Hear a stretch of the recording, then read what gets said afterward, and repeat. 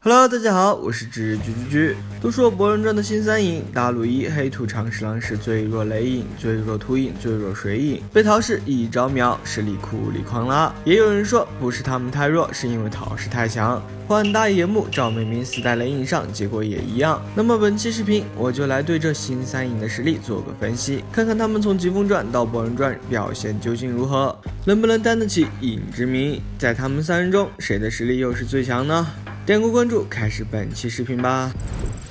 先来说说4代土影黑土。作为大野木的孙女，黑土拥有土、水、火3种查克拉性质变化，以及熔盾血祭仙界。熔盾目前出现过3种形态，一种为老子的熔岩，侧重于攻击；第二种为土台的橡胶，偏向防御和辅助；最后一种就是黑土的速效水泥石灰凝之术，主打的是控制。可这招虽是血祭仙界，但实战表现却不尽人意，通常需要与水盾配合来扩大范围，与火动配合来加速凝固，操作流程较为繁琐。至于控制效果嘛，随便来个人提一下就挣脱了，感觉不如水牢之术。C 级人数嘛，包教包会。好在到了博人传，黑土将这招升级为了灰石风之术，不再依赖水盾和火盾，凝固速度立竿见影，控制效果也得到了显著提升。在佐助的帮助和长十郎的古巴的配合下，可以短时间内封锁大头目金氏的行动。在设定里，金氏拥有撕裂大地、粉碎万物的禁忌之力，砸会场、砍神树都不在话下。佐助与金氏硬碰硬也没占到多大便宜，可见金氏力量之强悍，所以黑土和长十郎能控到这种程度已经相当不错啦。另外，黑土自身的体术也不差，泽飞金氏也是他在博人传里唯二的亮眼表现。有人问这里黑土是不是用了加重岩之术，我个人觉得是用了的。在岸本的剧场版和赤本的漫画里，黑土都是赤手空拳打飞的金氏，如果没有加重岩的加成，应该很难将金氏击飞100米之外吧。另外，黑土开局就在地面牵制金氏，没有飞起来过，不好判断黑土会不会轻重岩，但轻重岩与加重岩一般是配套出现，所以要么会，要么2个都不会，个人还是比较倾向于会的。至于沉盾，倒真是8竿子没影的事，但是我在剧场版的 ED 上发现了黑土竟然拿着非常像老子的熔岩火球，有没有一种可能，黑土已经掌握了石灰、熔岩、橡胶3种不同形态的熔盾呢？总之，黑土未来可期的点还挺多的。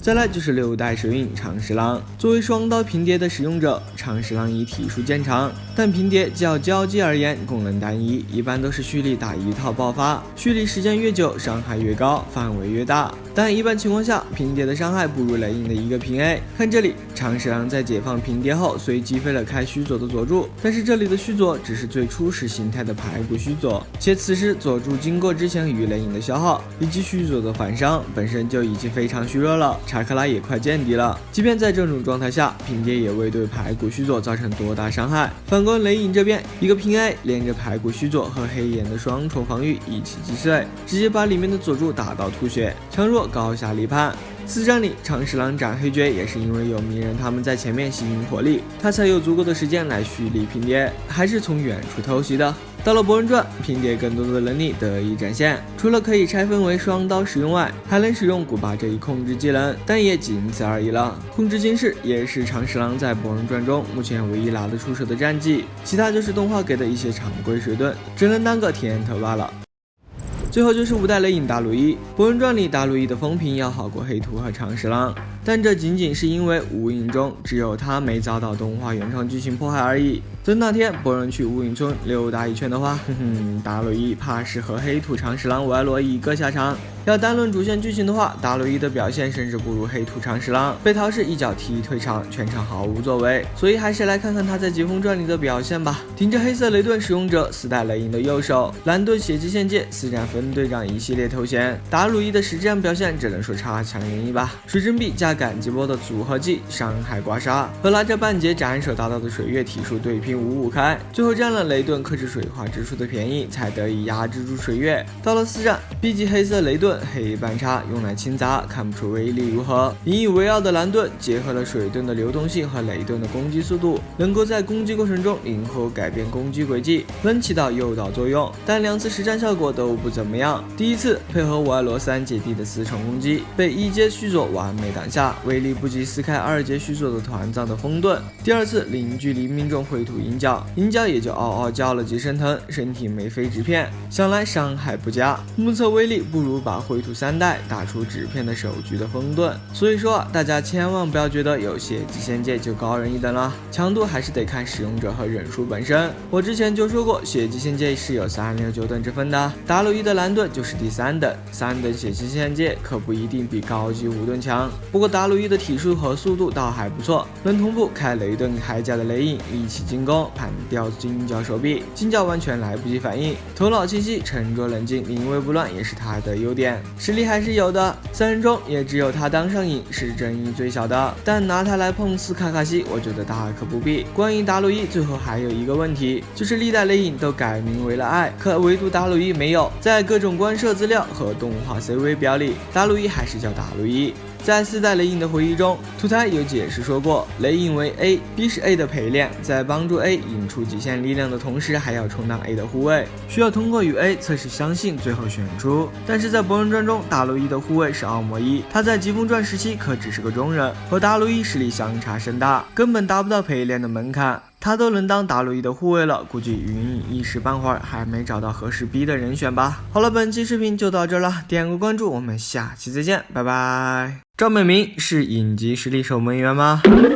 本期视频我们来聊聊5代水影赵美明的实力。赵美明拥有火、雷、土、水4种查克拉性质，掌握了熔盾和飞盾2种血祭仙界。作为血祭仙界拥有者，能在血之无影中存活，甚至亲手终结了这个杀戮的时代，就足以证明赵美明并非等闲之辈。雾影村向来以强者为尊，赵美明能坐稳水影这个位置，也印证了他就是当时最强的雾影忍者。但不可否认的是，当时的雾影村经过长时间的内耗，人才流失严重也是事实。赵美明这个水影也有时势造英雄的运气成分在的。赵美明出舞台在无影大会，他的对手是刚刚开启万花筒写轮眼习得须佐龙户的宇智波佐助。不过佐助在经过刚刚与雷影一番激战和习佐的反伤后，身体虚弱的不行。赵美明完全有捡人头的机会，毕竟他可是自诩有2种血祭仙界呢。首先就是熔盾，这是一种兼备粘性和强腐蚀性的酸液，只可惜这里只是用来造强，看不出威力如何。紧接着赵美明在用熔盾制造的密室中施展飞盾悄无之术，这是一种结合水火性质的血祭仙界，本质是酸雾。赵美明可以根据需要随意调节酸雾的浓度，这术除了实体物，还可以对须佐这种查克拉防御体奏效。在密闭狭小的走廊里，悄无之术溶解了身体虚弱查克拉见底的佐助的最初始形态的排骨须佐，对里面的佐助造成了轻微烫伤。这是赵美明在剧中唯一一次展示飞盾，但就实战效果来说吧，只能说一般般。除此之外，悄无之术最为人诟病的就是伤及队友和被空气稀释的问题。不管是强体破损后，赵美明紧急降低浓雾酸度，以免波及旁人，还是在后面与班交战时不敢使用飞盾，都印证了这招只适合1v1的场合。至于在开阔的地方会被空气稀释，降低腐蚀性一说，我起初也是这么认为的，但后来仔细一想，觉得不对。雾影之术也是雾，这招在开阔的地方都很难被稀释，那悄无之术凭什么就会被稀释呢？没道理啊！所以我认为悄无之术不管在哪里都是可以稳定出伤的。总的来说，赵美明在无影会谈上的表现只能说是勉强，甚至还有些狼狈。双血祭仙界更多的是个噱头，实战效果真不如雷影一个平人来的干脆。点个关注，我们接着来看看赵美明在4战里的表现吧。到了4战，赵美明先是带着长十郎和飞雷震小队对上了黑绝，一个水影加一个上忍加2个特别上忍加一大堆中忍的配置，却迟迟拿不下黑绝一个敌人。要知道这会儿吴爱罗都已经干掉2个影了，其他战场都已经进入了收尾阶段，可赵美明这边还依旧僵持不下，最后还是在精明帮助下靠长十郎偷袭才搞定。传送到沙漠战场后，赵美明先是和雷影充当前排，使出了熔盾来追击班。这下我们也终于可以看看熔拐之术的强度如何啦。班被雷影打到熔盾里后，熔盾便开始了溶解虚佐，只不过溶解效率非常低下。要知道，这只是最初始形态的排骨虚佐，对比之前废盾熔佐住排骨虚佐的速度，只能说熔盾的伤害可能还不如废盾，也难怪会被班评价到根本没有吸收的必要。当班开启一阶虚佐后，熔盾便彻底没效了，废盾不能用，熔盾没效果，一个本该在队伍里承担中远距离法术输出的角色，在战斗才刚开始不久就已经黔驴技穷，打不出伤害了。没办法了，那就只能买个宝石打辅助吧。在赵美明无影之术的帮助下，雷影成功晋升班，借助大荧幕的超加重岩击穿了一阶虚佐。画面一转，战斗来到了第2阶段，不知道中间经历了什么，反正赵美明已经倒下了，正在接受纲手的医治。在班花树界降弹的影响下，赵美明无力再使用水盾防御班的好火灭石。大荧幕随后清理了花粉，鼓舞了士气，将战斗拉到了第3阶段。赵美明也终于迎来了他全剧中最高光的时刻。班在被纲手打飞后，在空中吐出大范围的火盾，好火灭石。赵美明用水珍珠挡下攻击后，又迅速使出水龙弹顶飞了班。无水源发动水盾一直是衡量一名忍者水盾造诣的重要指标，更何况这还是在沙漠里，加上之前的无影之术，赵美明无疑也是一位优秀的水盾忍者，同时也足见赵美明的查克拉量非常充沛，这在女忍者中实属难得。战斗又来到了第4阶段，无影要各自对阵5个人形虚佐，这让玻璃炮台法师赵美明的短板暴露无遗。毫无自保手段的他需要麻烦五艾罗来帮忙挡伤害，五艾罗也因此被拖累倒下。眼见回天无人，赵美明发起了投降，说起了丧气话，攻击没伤害，辅助又帮不上多大忙，还有五艾罗时刻护着他，赵美明已经彻底沦为团队中的拖油瓶了。后面在大荧幕的一番鼓舞后，无影发起了最后一波进攻，在大荧幕成盾的掩护下，赵美明配合雷影使出雷水熔弹，其中又混合了五艾罗的沙子和红影符，班不方便吸收，便用虚佐硬撑开了五艾罗的封印，